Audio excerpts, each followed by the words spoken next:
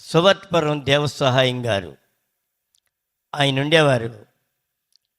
ఆయన ఒక కుర్చీ, ఆయన ఇలాగ కూర్చునేటువంటి కుర్చీలో ప్రక్కన ఇంకో కుర్చీ ఉండేది.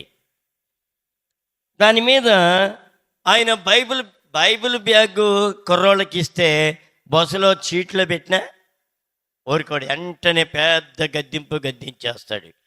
అది పట్టుకునే ఉండాలి. బస్సులో కూర్చున్నా ఒళ్ళో పెట్టుకునే ఉండాలి. కింద పెడితే అసలు ఒప్పుకోరు బ్యాగ్ని. దేవుని బ్యాగ్ అది, దేవుని బైబిల్ మందస్సు ఉన్నది. చూడండి, ఒక్కొక్కరు నా ప్రక్కన కుర్చీ ఆయనకు, ఈ కుర్చీ నాకు. ఎక్కడున్నాడు?